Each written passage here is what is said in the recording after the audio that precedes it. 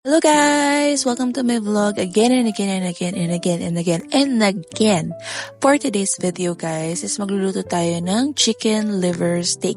Actually, dapat adobo lang talaga to, pero para may iba naman gawin natin chicken liver steak. Simple lang yung ating mga ingredients. So, meron akong bawang, sliced onion, pinabilog ko na onion, or yung ring onion na tinatawag, and bell pepper. Actually guys, pwede kayong gumamit ng pula na sibuyas. Pero dito kasi, parang mas enticing lang siya tingnan. And for presentation is, ang ginawa ko is, bumili ako ng white onion. So, nakadepende yan sa inyo kung ano lang yung available na meron kayo. So, meron ako ditong chicken liver. Binili ko to nakaraang gabi for 1 kilo. 250 ang kilo. And yung, actually nababasan ko na to yung ginamit ko para sa chop suey last time. Nagbawas lang ako ng konti. Parang mga 5, 6, 7 piraso lang ng liver ng manok para panghalo lang natin sa chop suey. So dito guys, meron akong kalamansi and toyo, pampalasa. Kasi gagawin ko dito is marinate ko na yung ating atay ng manok. So, hindi ko muna tinanggal yung, anong tawag nito, yung buto ng kalamansi. Inayaan ko lang dyan kasi tatanggalin din natin yan mamaya. Pag ihahalo na natin yung pinagmarinita natin sa sabaw ng ating liver steak. So, dito guys, 3 malalaki-laking kalamansi yung nilagay ko. Kung gusto ninyong mag-add para mas maasim, mag-add lang kayo guys. And kung medyo maliliit-liit, mag-add din kayo. So, wag nyo lang, tansyahin nyo lang na hindi siya sobrang asim. So, dito guys, maglalagay tayo ng toyo. Ito yung magsisilbing alat. So, dito pa lang kasi minamarinate ko na yung atay ng manok para pag pinrito natin mamaya, meron na siyang lasa. So, ganito rin yung ginagawa ko sa mga pork steak. Pwede rin sa mga hindi mahihilig na mag-marinate ng ganito ng mga atay, pwede naman na ang gawin niyo is asin, paminta, and bawang na lang. So, kanya-kanyang technique to, kanya-kanyang diskarte to guys.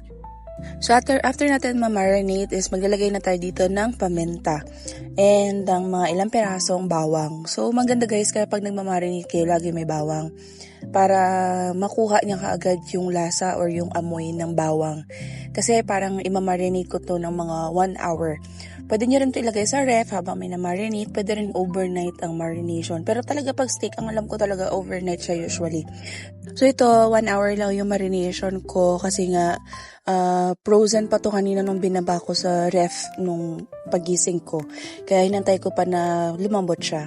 So habang nag-aantay tayo na ma-marinate yung ating liver steak is magpapa-apoy muna tayo. Gaya nga nang sabi ko sa inyo guys, uling po yung gamit namin na panluto dito kasi nga medyo tipid siya. So meron naman kaming gas stove kaso lang medyo mahal na kasi ngayon yung isang tangke ng gas kaya tipid lang tayo dito guys. So habang nagmamarinate tayo, salang na rin tayo ng sinaing para pag naluto na yung sinaing, pwede na rin natin lutuin yung ating chicken liver steak. Nung luto na yung ating sinaing is it's time na para ipirito natin yung mga atay ng manok. So ito guys, marinate na to ng 1 hour. So pwede na natin siya iprito. So ang gagawin natin dito is ipapatoasted lang natin to. Huwag naman yung sobrang sunog. Actually, dahil nga mamatay-matay yung phone ko nung binablog ko to, is yung ibang atay dito na sunog, na toasted ng husto kasi nga lalo na yung mga huli kasi nga naiinis ako, nagde-delete pa ako ng mga files, ganyan. Kaya medyo nasunog. Pero okay lang guys, hindi naman naka-affect, hindi naman pumait ng husto. So ganito lang yung itsura ng mga atay na hinahanap para makastart na tayo magluto ng chicken liver steak. Medyo yung, alam niyo yun, yung parang medyo toasted na yung ibang part. Huwag naman yung sobrahan kasi baka tumigas at saka pumait nga dahil nasunog na. So, ito guys, piniprito namin siya para maging firm din yung laman at saka magkaroon siya ng parang toasted na taste sa ating steak. So, ganito yung itsura ng atay na hinahanap natin.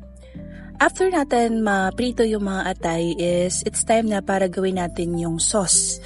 Sa same na pan, igigisa lang natin yung bawang at sibuyas na in-slice natin. Yung sibuyas na dice, guys, yung pagkaka-slice. So yan yung una natin igigisa kasi yung mga ring onion, ilalagay natin yan sa huling part na ng pagluluto natin kasi nga parang presentation siya, maganda siya tingnan. So, kapag okay na yung ating bawang, isunod na natin yung sibuyas. Guys, nakadepende yan sa inyo kung anong uunahin nyo, kung sibuyas o bawang. Pero kasi, gaya nga ng sabi ko sa mga unang-unang vlog ko pa is, sanay akong unahin yung bawang. Kasi, yan yung nakasanayan talaga namin dito. Kahit yung parents ko, yung mama ko, yan yung unang ginagawa. Pero, kanya-kanyang ano yan, kanya-kanyang diskarte na lang yan. Iisa naman din yan. After natin magisa is ilalagay na natin yung ating atay. I mean yung atay ng manok, hindi yung atay natin ha. Dito guys, igigisa lang natin siya. Ginagawa ko na naman kalukuhan tong vlog na to eh. Lalagay lang natin siya dito guys and gigisa-gisa lang natin. So dapat medyo gentle lang tayo kasi nga para hindi siya madurog. Kasi hindi maganda pag medyo durog na yung atay. So, kaya nga nasabi ko, hindi to yung typical na adobo lang at steak to guys, kaya pinirito ko ha. Pero yung iba sa mga mag-aadobo, pwede nyo rin i-blanch para hindi siya madurog agad bago nyo siya templahan ng adobo. Or pwede rin i-direct nyo. Yun nga, kaya nga nasabi ko, kanya-kanyang diskarte yan guys.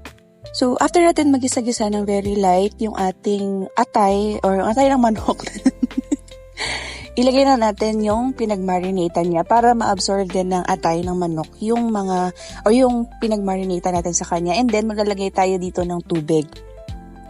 So, dito guys, yung iba naglalagay sila ng slurry or yung tinatawag natin na yung cornstarch na may tubig para lumapot.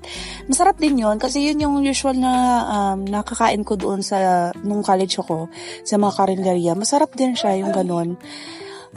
Kaso lang dito kasi since atay nga ito and medyo satisfied na rin ako sa sabaw niya. So hindi na ako naglagay pa ng slurry dito or ng cornstarch na may tubig. So habang magpapakulo tayo dito ng ating steak is lalagay rin natin yung bell pepper para lumabas na yung kanyang aroma.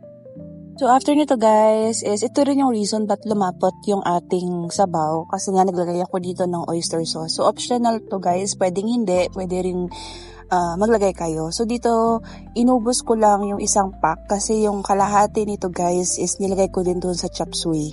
So yung kalahati dito ko nilagay sa ating liver steak. So, after natin ilagay is halu-haluin lang natin. Ayan, ingat-ingat lang sa paghahalo guys kasi nga baka madurog. Sayang. Pero ito talaga guys, hindi na siya basta-bastang nadudurog kasi nga naprito na natin siya. And kung mapapansin niyo yung sabaw ng ating steak ay medyo malapot na.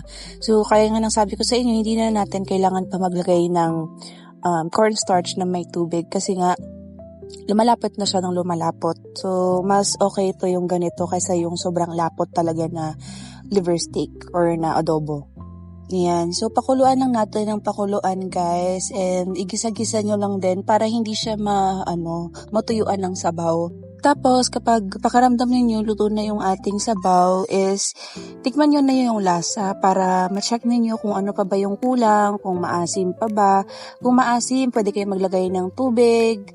Kung kulang or pwede rin kayo maglagay ng toyo pang paalat. Pero since naglagay na nga tayo ng oyster sauce, hindi na ako naglagay dito ng asin. So, dito napansin ko medyo kulang pa siya sa aroma. So, naglagay ako ulit ng paminta. So, kasi nga sabi ko nga mahilig ako sa paminta.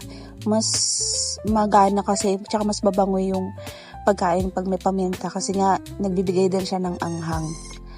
So, halo-halo lang tayo guys. Ano lang talaga to, gentle lang talaga yung paghalo. Mukha lang parang napapasobra kasi malaki ang braso, pero gentle lang talaga yan guys, promise. So, ito, nagdagdag ako ng toyo kasi medyo matabang siya or maasim pa siya.